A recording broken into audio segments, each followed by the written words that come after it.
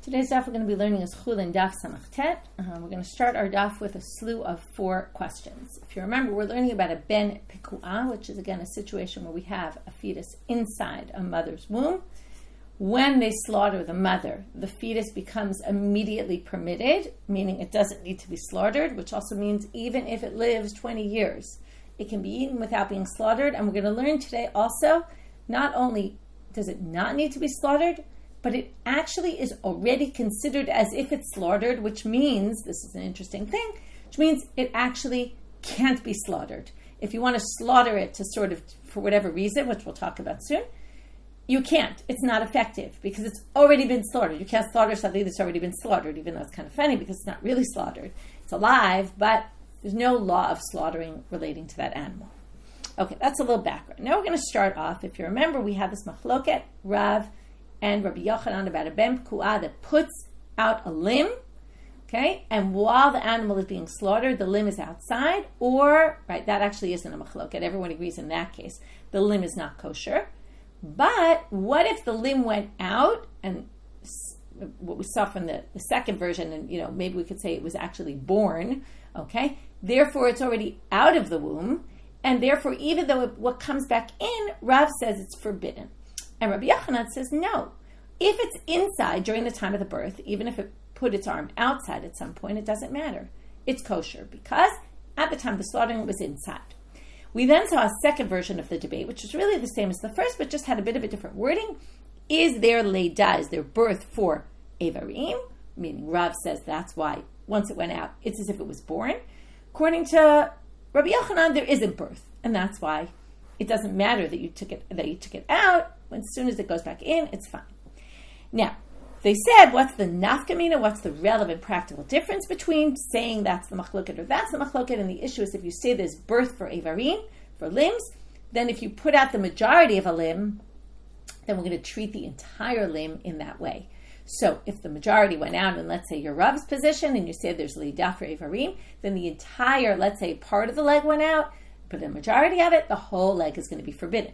Whereas according to what we read until this point, we thought just cut off exactly from where whatever part was out. And that's the difference between saying the way they said it in Israel and the other version. So now the Gemara asks a question. We're going to read again from there. Ibaylahu, a bunch of lines from the bottom of Samachet Amud. L'divrei ha'omer, if you hold ein leida levarim, if you go by the Israeli version, and you go by Rabbi Yochanan, who said there is no leida for evarim, what about the following scenario?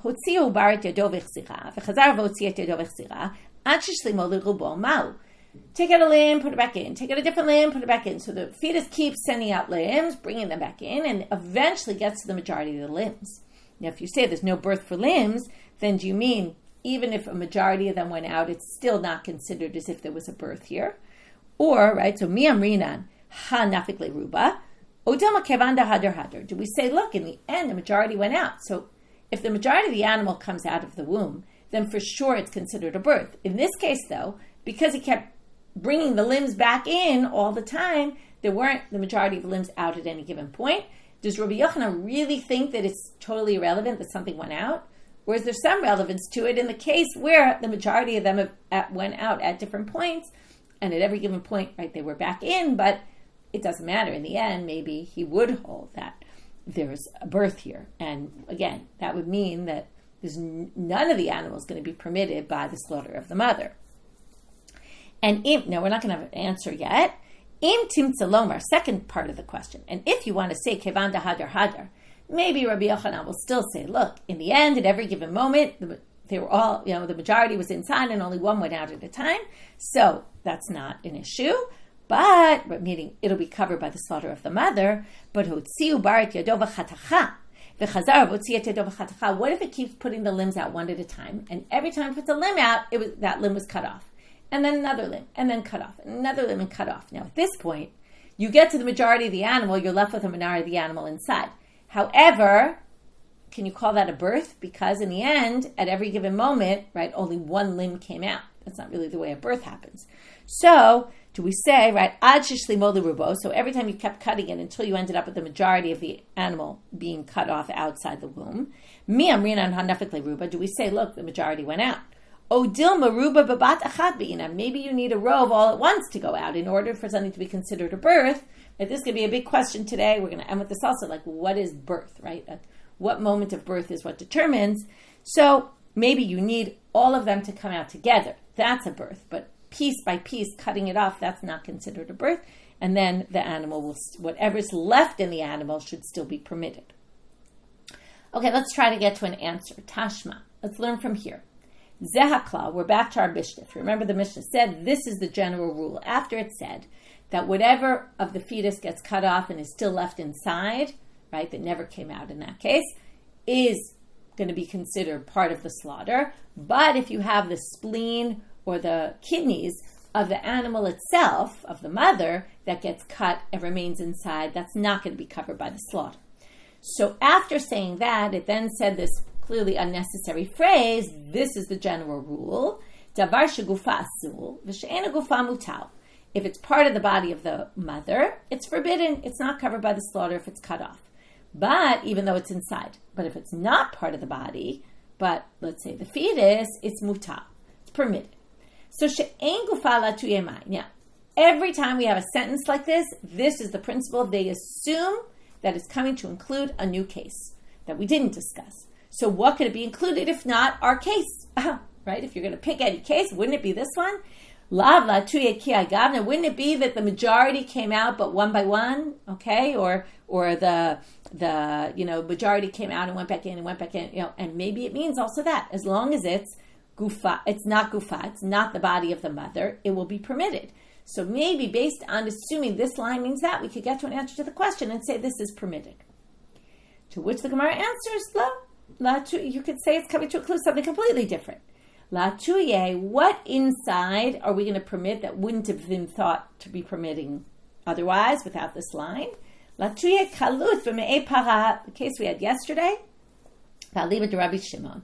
It's for the non-split, right, where we don't have the hooves split all the way, and where you have this para, a cow has a fetus inside it. When you open it up, you realize, right, you're about to eat it, and then you see it doesn't have completely split hooves. And according to Rabbi Shimon, who says this is okay, because afagav damar Rabbi Shimon kalup and para asur. Now, if the para actually gave birth to this animal and it didn't have completely split hooves, it would be a problem. But hanimile hechadi yatzalo avir ha'olam. That's when it actually was born. But aval b'me'eim oshare, and this fits in perfectly because she'ena gufa, right? If it's not part of the animal's body, but it's a fetus, let's say, and here's a weird kind of fetus, right, where if it had been born, it would be kosher, but it is kosher, and it's also included. It doesn't even need slaughtering. Okay, and that's Rabbi Shimon's opinion, and we could say that line is coming to include that. I want to just pause for a minute and talk about what's going on here, because it's very interesting, and it begs a big question, which is the word zehaklal in the Mishnah could very well be coming for a completely different purpose. The Gemara assumes zehaklal must be including some other halacha, and based on that, they come to halachic conclusions.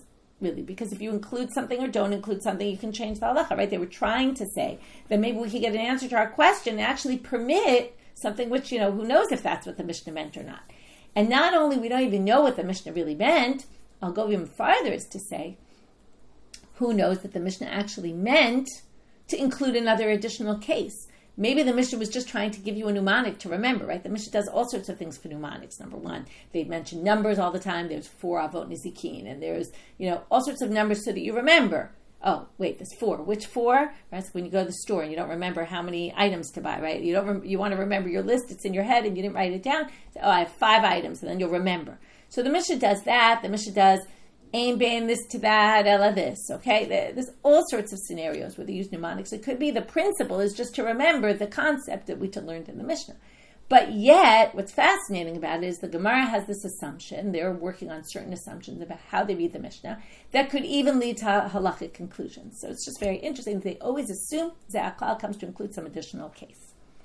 Okay, now we're going to move on to question number 2. So in the end, we don't have an answer to this question because we don't know. By Rav Chananya, second question. Okay, each question is brought up by somebody else. The first one was just an Ibayla who they asked in the Beit Midrash. This one's Rabbi Chananya. Hotziu barak yado ba'azara mahu. The next 2 questions are very odd. Okay, I'll point out why there's even a question, and the answer is going to say, right, obviously there's no question. Okay, so it's a bit of a strange question. Yesterday, we compared, I just want to remind you, we compared this pasuk, Basar b'sedeh treifa lo tochlu, which we understood to mean, or lo tochelu actually, don't eat basar b'sedeh treifa. Why sedeh? We said what this means is if you have meat that was supposed to be in the Azara, or meat that was supposed to be in Jerusalem, and it was taken out, it can't be eaten ever, even if you bring it back in. From there, we made a jump, and we said this is the same as the ben pekua, that once it was taken out of the mechitza of its mother, it can't be eaten. That was Rav, right? That's Rav's proof for his opinion. So comes Rabbi Chanina and he says, what if we combine those two ideas? And very weird question. What if you're in the temple courtyard and you have a cow that you're slaughtering and the fetus puts out its arm in the middle of the Azara? Now it's out of the mechitza of the mother, but it's in the mechitza of the courtyard. So maybe Migo de having mechitza legabe kodshim, having nami legabe dahai. Maybe the mechitza that's there for kodshim will protect this arm from being considered as if it's in the womb of the mother. A little bit crazy to think that would be, like, why would we connect, right? Do we say legabe dahai lav o dilma, or maybe legabe dahai lav mechitzi? Or we say for the issue of ben pekua, the walls of the courtyard don't help you there because the mechitzat ubar imohi. Right? The mechitza of an ubar is its mother, not the temple courtyard mechitzas. Like, why are you combining mechitzas, okay? Right? Just because it's a mechitza for that doesn't mean it's a mechitza for that. So that's the question. Amarle Abaye. Abaye is going to prove, obviously, this is not a question, and obviously the mechitza of the temple isn't going to cover your ben pekua, and the arm is not going to be permitted. But the way he answers it is to say, V'tibaylach koshim kalim b'Yerushalayim. Now, why didn't you ask about any animal that's slaughtered in Jerusalem and the arm goes out? Maybe the walls of Jerusalem, since the walls of Jerusalem can are the walls for the purpose of the lighter level sanctity, like shlamim, can be eaten all outside, in the walls of Jerusalem. Why didn't you ask the question about the walls of Jerusalem? And now he's going to make a certain assumption about the person who asked the question, about Rav Hananya. Obviously, you didn't ask that because what you're going to say every single ben pekua in Jerusalem that puts out its arm, right, is not going to, or puts out its leg is not going to, right? It's going to be as if it was still inside because of the walls of Jerusalem, right? Koshim kalim b'Yerushalayim, my time alone coming by. You didn't ask that because mechitza ubar imohu, because the mechitza of the ubar is its mother and not the walls of Jerusalem. Well, hachanami mechitza ubar imohi. We'll say the same thing about the temple courtyard. What's the difference? Okay, and obviously this is not a mechitza. By Ilfa, another kind of strange question, which I say strange because the answer is kind of obvious. Like, it's a little weird he even asked it, but okay. What if, now remember, to slaughter, you need to slaughter two simanim, kaneh and the vesha. Now, what if they slaughtered one siman while the arm was still inside? And then the animal the fetus puts out its arm or leg, okay, in the middle, before they started the second siman, and for the second siman, they were outside. Now, I want to remind you, we saw yesterday, the very top of Samach Chedem with Aleph, or starting at the bottom, really, shachat et imo, you slaughter the mother, and then chatacha, and then you cut the limb off. The basar is magan nevela. In other words, if the arm was outside, the arm is a nevela, and it has tumat nevela. That's Divrei Rabbi Meir. Chachamim omrim, no, it doesn't have nevela anymore, okay, because right, the mother's slaughter prevents this from being really a nevela, okay, the Ever Menachai. So it's not, and it's maga treifa shchuta. This is just a derabanan tuma. It's just like the level of a shchita, an animal that was slaughtered but was a treifa, that carries a level of impurity, but it's not like a nevela at all. Okay, so now, just keep that in your mind for a second. So now they want to know, does the siman rishon, mi mitzaref siman rishon l'siman sheni, l'taharei midei nevela or lo? Okay, what we learned in that source basically is that the slaughter of the mother will prevent, even though the leg is not going to be permitted, or the limb that left is not going to be permitted, but it's not going to have tumat nevela according to the rabbis. That's what we saw in the previous stuff. So now we're going to say, now I want you have to understand the question because it's a bit of a strange question. Why is it a strange question? Because if the limb was inside for one part of shchita, and then went outside for only half of shechita, wouldn't that be a better halacha, right? It was already inside for half of it. But the way he's asking the question is because the first siman, when the arm is inside, the slaughtering works to do what? to permit the animal completely, right? To permit everything. When the animal has a limb outside, which is what happened during the second siman, the purpose of the slaughter relating to that limb is actually just to remove the level of impurity of a nevela. Again, we're not going by Rabbi Meir, who thinks it is nevela, but we're going by the rabbis who think it's not nevela. So what this question is premised on is, even though theoretically you should say, since the arm is inside for half of the shechita, of course, it's, if it was, right, if the arm is outside for both simanim, it wouldn't be nevela. So now that it was inside for one, we're going to think maybe it turned into a nevela? Doesn't make logical sense, and that's exactly what the answer is going to be. It's a kav chomer, okay? Why it's clearly not a nevela. But the question is this. Each part of the slaughter here did something different. The first part of the slaughter was to permit the animal to be eaten completely because the limb was still inside. The second part of the shechita was to remove the nevela from the limb that was outside.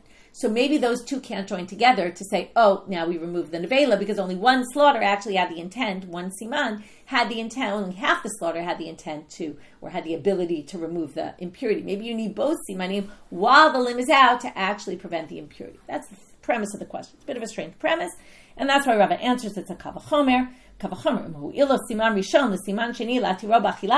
the first siman would have been enough to permit it, had we continued with the second siman before it took out its limb, it would have completely permitted it to be eaten. So lo yo'ilo l'tarei midei nevela. So what, you think it's not going to remove the impurity of a nevela? Of course it will, because of course this animal's in a better scenario than one who had the limb out for both parts of the shechita. Okay, by Rabbi Yirmiyah. Now we get to the complicated question. Not because it's a Rabbi Yirmiyah question, but because nobody knows what Rabbi Yirmiyah meant by his question. So we're going to have 4 options to figure out this question. We're going to talk about genetics a little bit. Very interesting. So, by Rabbi Yirmiyah, ma'u lachush lizar'o. Should we be worried about, okay, now, a ben pekua, as I mentioned, gets slaughtered. We have a ben pekua who put out a limb. The animal, I'm sorry, not get slaughtered. The mother gets slaughtered while it's in utero. The limb is out during the slaughter. What happens? The ben pekua is permitted. The limb is not kosher. And you could wait 20 years, okay? Like 20 years later, you could say one day, okay, I'm ready to eat this animal, and you just eat it, okay? You just kill it any way you want, and you eat the animal, just not the limb. What if it lived 20 years, or however many years, and has offspring? Okay? Do you have to worry for the offspring? Okay. What do you have to worry for the offspring? Well, hechidami, what's the case? If it mates with a regular animal, okay, meaning a ben pekua with a non-ben pekua. Okay, now, my iria, why is this a question whether the limb went out or not went out? Even a regular ben pekua who mates with a regular animal has an issue with the offspring. Why? Okay, do you remember the case of a half-slave, half-freed person where they can't marry anybody because they're kind of this weird, right? They're not free, but they're a slave, they're not free, but they are free. So a free person can marry even, right, a Jew. A non-free, that's a Canaanite slave. A non-free Canaanite slave can't marry a Jew and can only marry a non-Jew. So you're stuck between a rock and a hard place. So likewise here. But this would be, the issue is, this would be even in a case where it didn't take a limb out. This would have nothing to do with the limb or not. And that's why this can't be the question. Because if a ben pekua mates with a regular animal, now this goes back to what I said, a ben pekua can't be slaughtered. So you now have this animal that's a mix between an animal that needs slaughtering and an animal that can't be slaughtered, because there's no relevance of slaughter. Slaughter won't help you in a ben pekua because it's already considered slaughtered. So Amar Rav Masharshia, L'divrei ha'omer, now it's only if you hold chosheshin l'zera ha'av. Okay, this is going to come up in Daf Ayin Hey, we'll get to there. But in animals, we've had this before. Are you concerned for the male partner, okay, in terms of genetics or halacha? Okay, does it follow the father, or in animals do we only go by the mother? So if you say we follow the father and the father's genetics are important, or the father's everything is important, we assume that transfers down. Ben pekua bal be'emam al yatav vlad ein lo takana, just like the chatzi evet, chatzi ben cholin. Also, a chatzi ben pekua, chatzi behema rigila has no resolution. They can't be slaughtered and they can't be eaten without slaughtering, so you're stuck. So this wouldn't be a question that Rabbi Yirmiyah would ask about a ben pekua who let a limb out, because it has nothing to do with letting a limb out. A regular ben pekua would have a problem. Okay, option 2. Lo tzricha, so it must be needed for this case. Da'azal ben pekua de kavate. We have a ben pekua who mates with a ben pekua, but this ben pekua has a problem with their limb because their limb was taken out and their limb is not kosher. Mai. Now, do we say, here's the question. Aver molid aver v'chatich leushare. So the offspring of this ben pekua is going to have the exact same status. You can eat it without slaughtering, but you have to cut off the leg, okay? The leg can't be eaten. So basically, right, this genetics passes down exactly its, right, but not halacha. It's halacha, not genetics, right? It passes down its issue to its offspring. O dilma meval belzare, or do we say it's worse than that? It passes on its problem that part of this is not kosher, but the way genetics works, right, it doesn't mean like you're going to pass your leg specifically to the leg of the next, but it gets all mixed up, and basically you're going to have an offspring that's completely forbidden because part of the father is forbidden, and now we don't know exactly which part of that is in the animal. It's mivubal, right? It's all mixed up, and we can't allow it. Okay, so that was the question. Hadar Amar, but after they suggested this question, they said, no, pshita de meval belzare. For sure, now here's the fascinating line. For sure, we're going to view it as if the halachically, okay, the prohibition of the father is mixed up all over the offspring, and you won't be able to eat any of the offspring because you don't know exactly where to find it, because that's the way genetics works, okay? That's basically what they're going to say. De'im king, because if you're going to say the leg being not kosher passes on halachically that the leg of the offspring will be not kosher, summa yoled summa, v'kitea yoled kitea. Every blind person is going to give birth to a blind person. And every broken person who has a leg cut off is going to give birth to a person who has a leg cut off, which we know is not true. But they're basically saying the fascinating thing here is halacha, right, in passing down things to our children, our offspring, in halacha has to match genetics, like the reality, okay? So even though halacha doesn't always match reality, but they're assuming if in reality genetics doesn't pass down to exactly in that way, then halachically we're also not going to pass down the Isser in that way. So for sure it's meval belzare, elapshita de meval belzare, and then that can't be the question. Okay? So, elahachi kamebayli. Here's the question. Option 3. Behema ba'alma lav mikoach chelev v'dam ka'adya v'sharya. Okay, they say, wait. There's a prohibition to eat chelev and dam of an animal, the forbidden fats and the blood. Now, if you take an animal, let's say, and we're talking about passing down prohibition and meval belzare, okay? So take any animal. Every animal has forbidden parts of it. Those forbidden parts go to their offspring, and if they're meval bel, which we just said they are, then the next offspring should be completely forbidden because the chelev and dam, who knows where they are in the next animal. So the fact that we know that we can eat animals and we don't have to worry about that shows the chelev and dam override this principle, basically. Okay, so that's what we're going to see here. Behema ba'alma, every animal is lav mikoach chelev v'dam kat. It doesn't come from an animal that has a prohibition of chelev and dam, and yet it's forbidden. V'sharya. Hachanami lo shna. Maybe we'll say the same thing here. Well, it's true that meval belzare is a general principle, but just like chelev and dam pass down only that the chelev and dam of the next animal are going to be forbidden and not everything else, maybe we could say the same thing with the leg here. And just the leg of the offspring is a problem. Oh, Dilma, and that's Rabbi Yirmiyah's question. Or maybe, Trei Isuri Amrina, maybe we only say it for chelev and dam. But Tlata Lo Amrina, maybe we don't say it for this third thing. And maybe it's a unique halacha by chelev and dam because they're said in the Torah, don't eat the chelev and dam. And it's said in the Torah, obviously, you can eat animals. So maybe just there, but not here. Okay, so now they say, so this would be the question, but we're still not there because we're going to have option 4. Okay, this is going to be rejected. Why is it going to be rejected? Well, Laman, according to who does this go, we're now going to prove it can't fit with Rabbi Meir, it can't fit with Rabbi Yehuda. Because what we want to say here is we're going to have a case where, right, the chelev, we want to say the chelev and the dam are going to pass down, and also the issue of the limb going out. Okay, but we're now going to skip 2 lines. Okay, we don't usually do this, but it's impossible to understand Rabbi Meir, Rabbi Yehuda until you read Rabbi Meir, Rabbi Yehuda. So we're going to skip 2 lines where it says ditnan, which really should be ditanya. It's a braita. And this we're going to see in a little while, in Daf Tzadi Bet, maybe somewhere else also, but it definitely comes up at Daf Tzadi Bet. Gid Hanasheh, okay, let's see. It's actually a Tosefta, and it comes up on Ayin Dalet also. Gid hanashen noheg b'shlil v'chalbo asu divrei Rabbi Meir. Rabbi Meir holds that when you have a fetus, now here they're talking about a 9-month, okay, or it's 5 months if it's an animal that's born after 5 months with a 5-month gestation period, or 9 months, it's ready to come out, but it's still in utero, hasn't come out yet. So Rabbi Meir holds that we're going to view this fetus as if it's already out. Okay, first of all, there's no law of ben pekua according to him. Okay, a fully grown fetus, because it's already as if it's out. And the gid hanasheh is going to be forbidden because it's its own animal. And the chaylev is going to be forbidden because it's its own animal. And there's no law of a ben pekua because it's already as if it's out. So if you slaughter the mother, the animal is not permitted. Rabbi Yehuda holds, Omel, ein noheg b'shlil v'chabon mutal. He says no. As long as it's still in utero, it's considered part of the mother's body. The slaughter of the mother will permit it. The gid hanasheh is not forbidden because it's just like a limb of the mother. We don't look at the gid hanasheh as gid hanasheh. It's just part of this animal, this fetus, which is part of the mother. And its chaylev is permitted because, again, it's just part of the mother. It's just looked at as like meat of the mother. So now let's go back.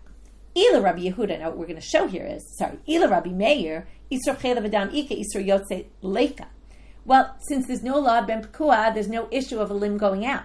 We need to find a scenario where we have chaylev, dam, and Isur yotze.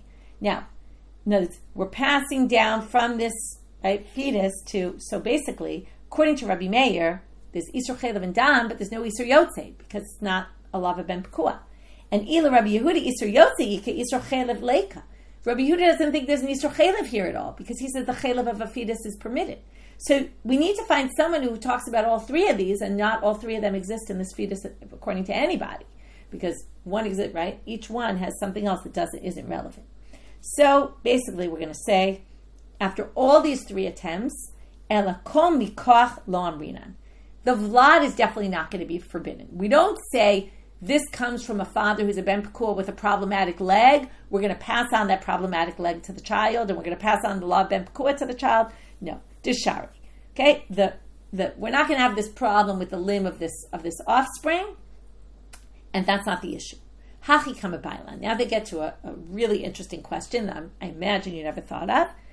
Mahu ligma et chalavo. Now when it's said about the offspring, lachush lizaro, we're not saying are we concerned the offspring has the status of the father and can't eat the milk.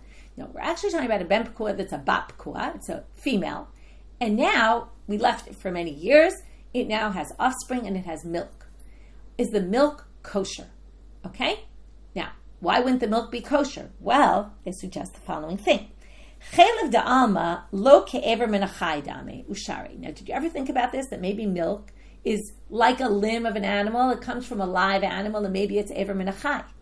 So the question of Rabbi Yirmiyah, you have to see how Rabbi Yirmiyah really thinks differently than everybody else, is, look, regular chaylev is definitely not ever min achai, and it's permitted. And therefore, hainami lo shna, and therefore this, not chaylev, chalav, it's confusing. The milk, okay? So the milk is also permitted in this animal. Oh, Dilma, here comes the catch. Or maybe, hatam ile takanta li isurei b'shchita. Maybe it's not ever min achai in a regular animal, because a regular animal, milk of a regular animal is never forbidden, because potentially you can always slaughter the animal. It's an animal that can be slaughtered down the road, and therefore we don't view this as ever min achai now. Again, why that should be is a fascinating question. I don't know. But here you can't fix the prohibition b'shchita, because you can't slaughter it, because it's already considered slaughtered. So maybe it's ever min achai, the milk of this animal. So maybe it's a problem. Now again, the milk of this animal, because remember, part of the animal is forbidden, and you can't fix that part of the animal. This is the issue. It put its limb out because it has the limb, because her limb went out, and part of it can't be fixed ever to eat. So maybe you're not allowed to have the milk from that animal. Maybe it's considered ever min achai. And that's the question. Really interesting suggestion, to which they answer teku. They don't have an answer, as usual. Okay. So that was 4 questions, and also the number 4, if you want to remember, going back to the mnemonics, 4 suggestions as to what Rabbi Yirmiyah's question was. Okay. Now remember, Rabbi Yirmiyah never said any of this. All he said was 3 words, ma'u lachush l'zaro, and everyone made a whole big deal about what exactly his question was. Now back to the Mishnah. Chotech me ubar. If you cut a part of the ubar, but it's still inside and never went outside, and it's still inside the animal, that will be permitted. That was the whole zeh klal, right? If it's something not the goof, then it will be included. Minalam. What's the source for this halacha? So we're going to have 2 attempts, although 3 really, but this third will be going back to the first one that we had a difficulty on. Minalam. Dichtiv. Now remember this pasuk. Chol be'ema mefresa parsa. At the end of the pasuk it said, Bi behema yochelu. So it says, V'chol be'ema mefresa parsa v'chulei. Behema. Bi behema. Remember we said an animal inside another animal must be talking about the fetus. What else is an animal in an animal? And l'rabot et havlad. So that includes the fetus. And then we're going to say from there, everything in it, even if something was cut off. But elameata yamirubo. Wait, if you're going to call this fetus a behema, because that's what you're saying, an animal and an animal, the fetus is already called a behema. If it's called a behema, it should have all rules of a behema, meaning, well, then elameata yamirubo. Then the laws of Tamuz should be effective for a fetus also. If I said in place of this fetus, now remember the fetus of an animal that's sanctified is also sanctified. And if you say, I'm going to take a different animal instead of it, the fetus, I'm going to sacrifice a different animal, then, what now?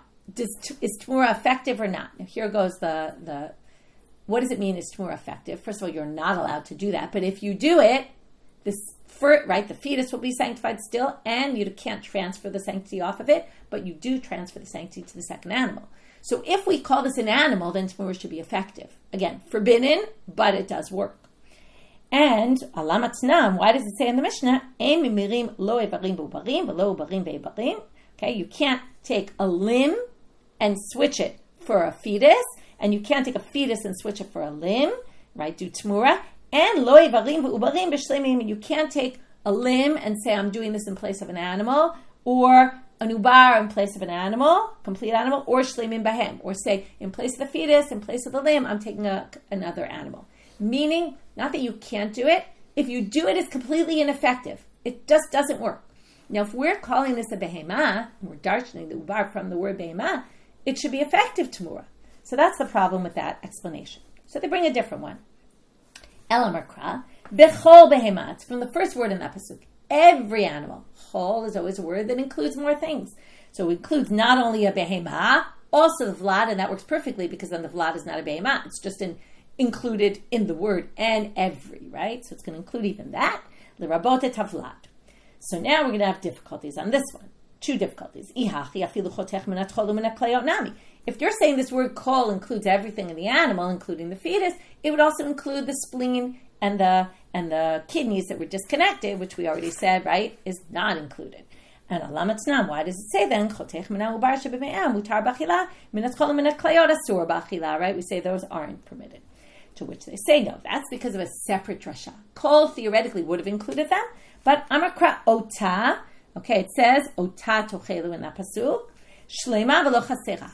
It, meaning it and not a part of it. Okay, second question. If we're going to say v'chol be'ema, now we talk about strange situations. If they slaughter an animal and they found inside something that looked like a bird, okay, like a dove, you would say that the fetus is permitted. And alama, right, because kol be'ema, anything in the be'ema. So here we have a complete, we just said it can't be incomplete, but it's complete. But it's a bird, not an animal. Right, how that would happen, I have no idea. But Amar Rabbi Yochanan, Ashochetet be'ema. So why did Rabbi Yochanan say Ashochetet be'ema? Matzah b'dmut yonah asur b'achila. You can't eat the yonah; it's not covered by this ben pekua halacha. Now, if we say kol be'ema includes everything in the animal is permitted, why not that? Okay, that's for a completely different reason. Top of Amabet, be'ina prasot v'leika. You need prasot. It doesn't have hooves. Okay, it's a bird.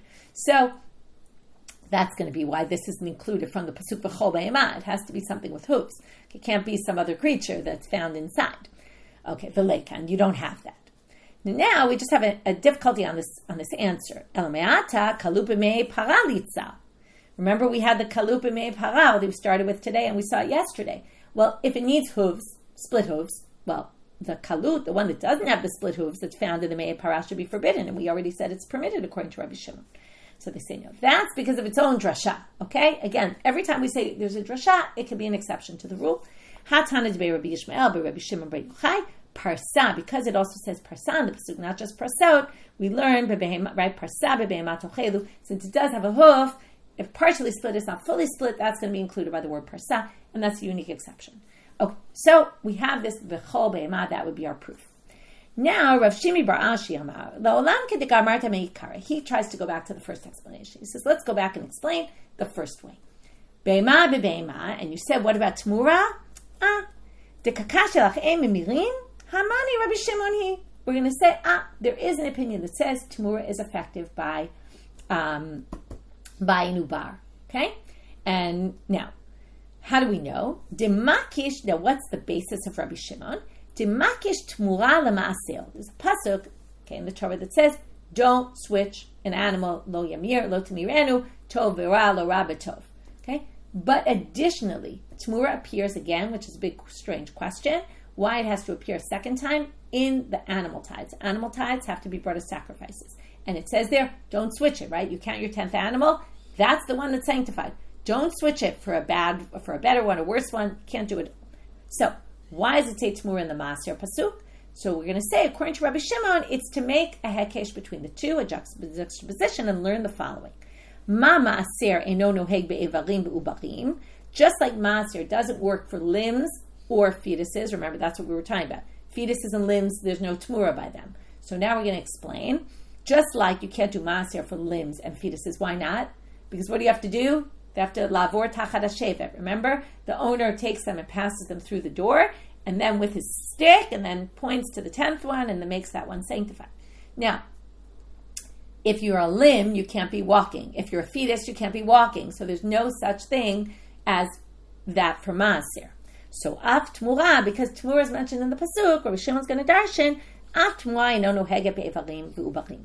Okay, based on that, Rabbi Shimon will say that it's not relevant, and that's why, now we're going to say, that's Rabbi Shimon. So why is it not b'tmura? Because of a hekesh. In other words, yes, it is a be'ema, and be'ema theoretically should be a problem of tmura, but here there's an exception to the rule. And that's Rabbi Shimon's opinion. The problem is, Rabbi Shimon never really said this, and the Gemara is going to say, Menat Timur, how do you know that this is Rabbi Shimon's position? Like, how do you know that when he makes this hekesh, a masir to tmura, he's learning this specifically? Okay? Now, Rabbi Shimon said, why did Lama Yatsa? To say, right, and now he makes a hekesh for other purposes between Maaser and Tamura. And you can look in Rashi if you want to see his comparison. But he never says about the Avar and the Avarim and the Ubarim. We're just assuming since he makes a hekesh, we can take the hekesh even farther. So now we have to have some better kind of proof, and they're going to try to prove it, but in the end they're not going to be successful. Minat Timur, how do you know that he says this? Ditnan, because it says in a Mishna, in Tamura, Amar Rabbi Yossi. Now, Rabbi Yossi says, and Rabbi Yossi starts off and he says the following. Halo b'mukdashim. Now, the assumption of the Gemara right now is he's talking to someone who agrees with him about point 1, and what he wants to say is point 1 clearly leads to point 2. And you don't agree with me about point 2, but I don't know why, because if you agree about point 1, then you should agree about point 2. That's the assumption of this whole sugya. So, halo b'mukdashim, in sanctified animals, not Tamura. Regular. I go and I sanctify an animal, but instead of sanctify it, I say, Ha'omer ragla shel zo ola. I say the leg of this animal is a korban ola. Now, I can't bring an ola with a leg of an animal, so obviously what I mean is kula ola. And that's what I meant to say is the whole thing is ola. Once I say the leg is, it spreads to the whole animal. So that's point 1. Rabbi Yossi is basically saying, Halo b'mukdashim. Now, when it comes to sanctified animals, you'll agree with me about this point. So therefore, agree with me also about this. And then the assumption is he doesn't agree with him about this. And the assumption is going to be that he's talking to Rabbi Shimon, and we'll see why. So,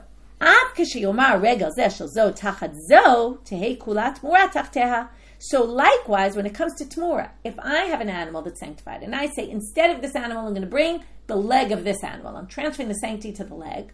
Wouldn't you then assume that the sanctity will be in the entire animal? Again, I'm not allowed to, so the sanctity stays in the first animal, but the second animal completely would be sanctified as well.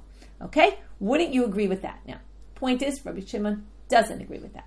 Okay? Because he says, right, the whole thing won't be Tamura. Why? Because Avarim, there's no Tamura for Avarim.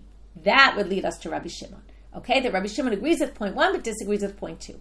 And we're assuming it's Rabbi Shimon who disagrees because he's the one who made this comparison of the juxtaposition between Maaser and Tamura, and then we can say, well, since Avarim are not by Maaser, they can't be by Tamura, and then that would apply Avarim and Ubarim all go together. So now the Gemara has to prove how we know it's Rabbi Shimon and not someone else. Well, Laman Kamahadrole, Ilem Rabbi Meir Rabbi Yehuda, we're going to do the same thing again. You don't even know what Rabbi Meir and Rabbi Yehuda here are, what their opinion, but you'll see in a minute. If you say maybe he's referring to Rabbi Meir and Rabbi Yehuda, not Rabbi Shimon, and maybe they're the ones who say it. But mi lehai svara, they don't even agree with point one. Okay? They disagree with point number one, and we assume again he's talking to someone who agrees with point one but disagrees with point two. V'hatanya yachola omer ragla shel zo ola te kula ola. Talmud lo, you might have thought if I say this regal is an ola, the whole thing would be an ola.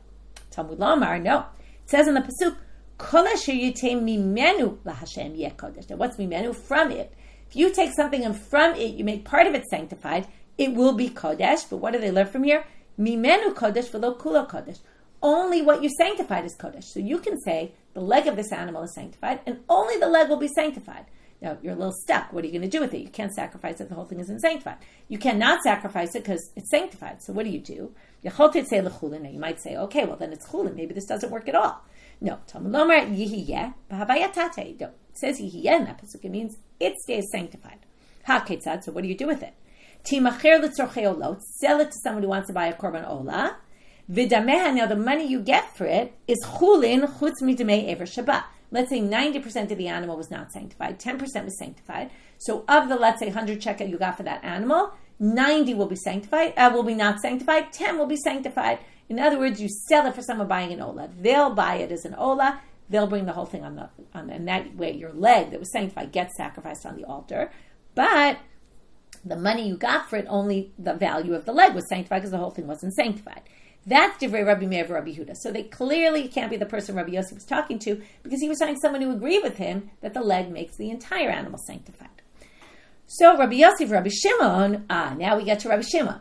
They're on the other side of this debate. They say, Minayin lomer ragla shel zo ola te kula ola, Talmud lomer yihiyeh lerabot et kula. They take the yihiyeh to say, when you do mimena, just a little bit, yihiyeh, the whole thing will be sanctified.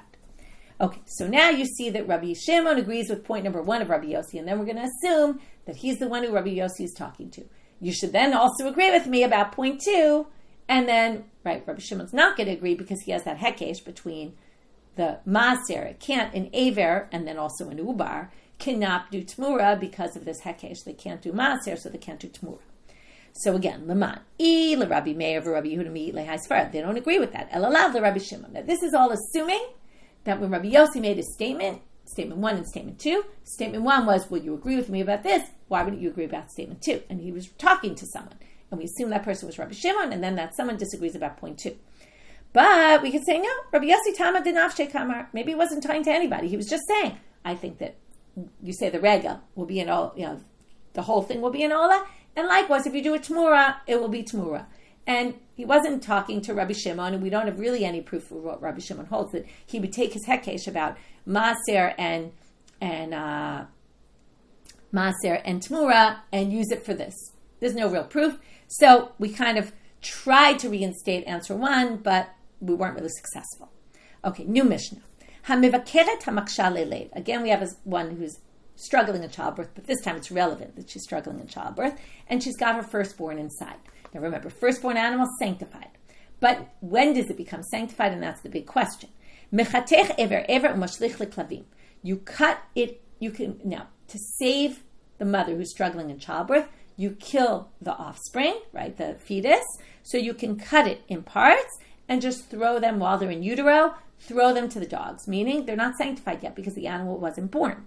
But yatsarubo, once the majority of it comes out, now you see the connection to what our topic, once the majority of it already came out, hareze yikaver, and you have to kill the animal to save kill the fetus to save the animal, hareze yikaver. It has to be buried because it's already sanctified.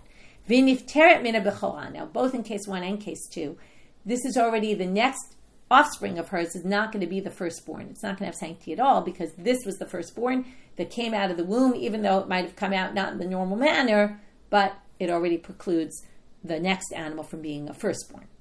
Itmar. Now we get to a machloket. We're going to see a machloket between Rav Huna and Rabbah. Yatsa shlish umecharo legoy. Now you have to understand a few things. A fetus partially owned by a Gentile, okay, or bechor partially owned by a Gentile, right? When it's born, an animal has a firstborn inside, and then it comes out and it's born, but partially owned by a Gentile, there's no law of bechor. Okay, that's first of all. Once it's a bechor and it's already born, you're not allowed to sell it because it's not really yours because it belongs to the Kohen. You're supposed to give it to a Kohen. So it's not really yours to sell. So those two things are important to understand for the next part. Yatsa shlish, if a third of it came out, umechara legoy, and you sold it to the goy before it became sanctified, because only a third came out. That's based on what we saw in the Mishnah. V'chazar v'yatsa shlish acher, and then another shlish comes out. Rav Huna amar kadosh. Rav Huna says this animal is sanctified, even though you sold it to a goy. We'll see why in a minute. Rabba amar no kadosh. Rabba says it's not kadosh. So Rav Huna amar kadosh, kasavar lemaflea kadosh. He says even though only when the majority comes out is it considered born, it then, once it's born, it retroactively becomes sanctified, as if from the beginning, which means you couldn't have sold it to the non-Jew because it wasn't yours to sell, it belonged to the Kohen. The Kama did nafikli rube, once the majority comes out, igalimel to the mafradimi karav kadosh. So then it becomes clear that from the beginning it was already sanctified, and therefore my dezabin lav kluzabin, what you sold is really not relevant. Rabba amari no kadosh. He says it's not. Why? Kasavar mikanu labau kadosh. He says only sanctified when the majority comes out. Now, at that point, when the majority came out, my dezabin shapir zabin, you already sold a third of it. So when the majority came out, it was no longer yours, right? You sold it. So it's partially, now, well, you could say it like this. A third of it is owned by a non-Jew, right? Or maybe you sold the whole thing to a non-Jew. Anyway, the laws of Bechor are not relevant because now it belongs to a non-Jew and there's no laws. Okay, but Azdu l'tamayu, and they're going to be consistent with their shita somewhere else. We're going to stop here. Okay, we'll start off with this Azdu l'tamayu in tomorrow's class. We're going to see another machloka between them, and then we're going to have to say, why do we need both? Aren't they saying the same thing? Why do we see they argue in both these cases? Okay, so what did we do? We started with 4 questions, and then 4, right, on a ben pekua that puts out a limb. Then we had Rabbi Yirmiyah was the 4th, and there were 4 explanations about what his question was. We ended up with saying it has to do with the milk of a ben pekua that put out a limb. Okay, and then, right, is it permitted or not? Because it'll never be permitted by shechita, so maybe we call this Ever Min Achad. It's a very strange question. Okay, then we had the cutting the part of the fetus that stays inside, though, that never went outside. That for sure is permitted, either from behema bebehema, which we raised the issue of, well, if it's called a behema already, then Tamuz should be effective, and it's not. And we tried to say maybe it is, according to this opinion of Rabbi Shimon, but we weren't able to prove that. And then we had the second, which is v'chol behema, which comes to include a vlad. And there we had some difficulties, but if chol, then it should include other things, but we answered each question that there's special drashot for each one. And then we finished up with this new Mishnah about a bechor, and when it's born, when it becomes sanctified, and we're going to get back to that in next class, and we'll delve into it much more. With that, wishing everyone a good day.